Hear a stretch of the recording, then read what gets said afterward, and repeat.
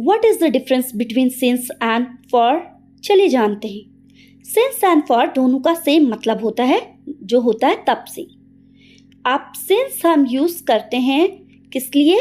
Starting time of past and for specific time, day, month और year.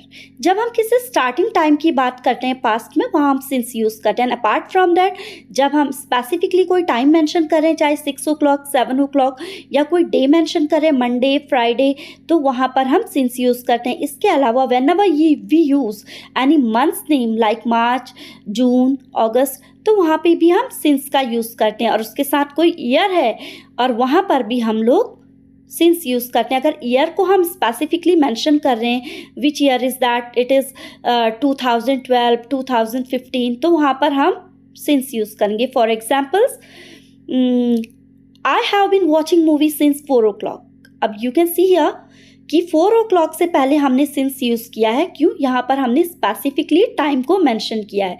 मैं ये movie 4 बजे से देखती आ रही हूँ।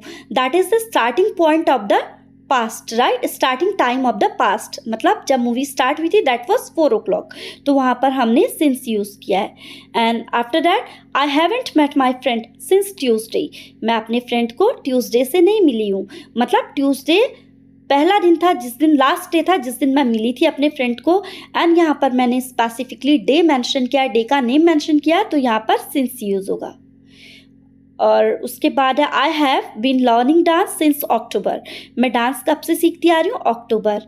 अक्टूबर से मैंने स्टार्ट किया था, ठीक है, डांस सीखना, और मैं सीखती आ रही हूँ। अब October is the name of the month, यहाँ स्पेसिफिकली मैंने नेम मंथ का इस्तेमाल किया है, तो यहाँ पर सिंस यूज़ होगा, राइट?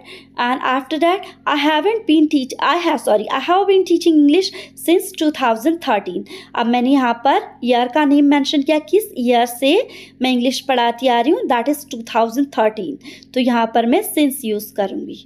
तो अब आते हैं फॉर के लिए। Let's move towards for. For is use for time period और ड्यूरेशन। हम फॉर क्यों यूज़ करते हैं? जहाँ पर भी हम टाइम पीरियड या ड्यूरेशन की बात करते हैं, वी यूज़ फॉर देयर। कैसे? I have been watching movie for 3 hours।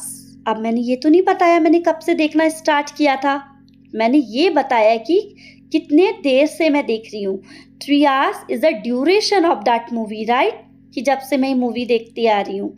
तो यहाँ पे मैंने पर्टिकुलरली किसी आर का टाइम या कोई वो तो मेंशन नहीं कर रखा कौन सा आर था, ठीक है, तो यहाँ फॉर यूज होगा। After that, I haven't met my friend for 5 days। अब मैंने ये तो नहीं, मैंने यहाँ कहा है, क्या कहा है कि मैं अपने दोस्त से 5 दिनों से नहीं मिली हूँ। अब मैंने ये तो नहीं बताया कि लास्ट कौन से दिन मिली थी या कौन से दिन से नहीं मिली हूँ, मैंने 5 days बोला है, that is the duration, okay. After that we have next example, that is I have been learning dance for 2 months। मैं डांस 2 महीनों से सीखती आ रही हूँ। अब मैंने ये तो नहीं बताया कौन से मंथ से, मंथ का नेम मेंशन नहीं किया है, मैंने ड्यूरेशन मेंशन किया है, तो इसलिए फॉर यूज़ हुआ है। उसके बाद I have been teaching English for 12 years।